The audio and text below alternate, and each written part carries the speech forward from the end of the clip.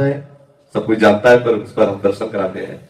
ये यथामम प्रपद्यन्ते दास तथैव भजाम्यहम्, भगवान का एक सूत्र है कि जो मुझे जैसे भजता है उसे मैं वैसे भजता हूं, और जैसी भावना बना ली जाती है वैसी भावना बना ली। जैसे आप कि 50 वर्ष फलाहार रहने के बाद, ऐसी तपस्या करने के बाद भगवान मिलेंगे, तो 49वें वर्ष में नहीं मिलेंगे, 50वें वर्ष में मिलेंगे, और पूरे 50 वर्ष फलाहार रहने के बाद मिलेंगे। अगर भावना बना ली प्रभु आप अपनी कृपा से मिल जाओ, कुछ ऐसा है, आप अपनी कृपा से मिल, अगर ना मिल जाए तो पक्का कह रहा हूं, हृदय की बात कह रहा हूं, बिल्कुल बेपरवाह रहो। प्यार में शर्त नहीं होती, और वो प्यार के समुद्र है, वो कैसे शर्त रख सकते हैं? इसमें कोई भी गुंजाइश ना रहे अन्य बात की, और वो ना मिले ऐसा हो नहीं सकता। हम ये सब बातें नहीं मान सकते, क्योंकि हम भी उसी लाइन में खड़े हैं। आज सुबह ही हमने कहा था कि हम ये दावा पेश नहीं कर सकते प्रभु से कि हमें सद्गुण है, आप हमें मिले, नहीं, हमें दावा पेश नहीं कर सकते। शरीर रोगी, मन रोगी, कैसे इसे सच्चिदानंद प्रभु को प्राप्त कर सकते हैं? तो हम निराश नहीं हो सकते। हमें एक रास्ता है, गोस्वामी जी कहते हैं, तो ही मोहि नाते अनेक मानिए जो भाले, जो तुलसी कृपाल चरण सरोज। आप जैसे चाहो वैसे हमसे नाता बना लो।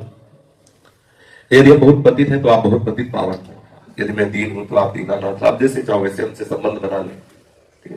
आप मेरे हो, ये पक्की बात है, वो आप इसी से रीच कर हमसे मिल जाओ, बस ये। प्रभु किसी साधन बल से अगर केवल मिलते होते तो हम लोग निराश हो जाते हैं, कोई बल न रहता। लेकिन सही बात आपको बताते हैं, प्रभु अपनी कृपा से मिलते हैं, और हमें रोज उनकी कृपा बनानी, क्योंकि हमें कोई बल नहीं। और निश्चित इन बाहरी बात पर ध्यान नहीं देते, ये सब बाहरी बात है। आंतरिक बात है कि आप प्रभु से मिलना चाहते हैं, आप प्रभु के लिए तड़प रहे हैं, बस ये खास। और वो तड़पन वही देंगे, ये मिलन की चाह भी वही देंगे, सब सहयोग भी वही बैठा ले। हमें सिर्फ इतने कर, बस ऐसे रहना, ऐसे। अगर साधक की साधना से ही भगवान रीझते हैं तो अजात बख्शायु मातरम खगा। आप इस पर ध्यान कीजिए। जो अंतिम समय वृत्तासुर जी महाराज भगवान की शरणागति की चरम अवस्था का वर्णन करते हैं, जिस पक्षी के अभी पंख ही नहीं उदय हुए, वो क्या साधन करे?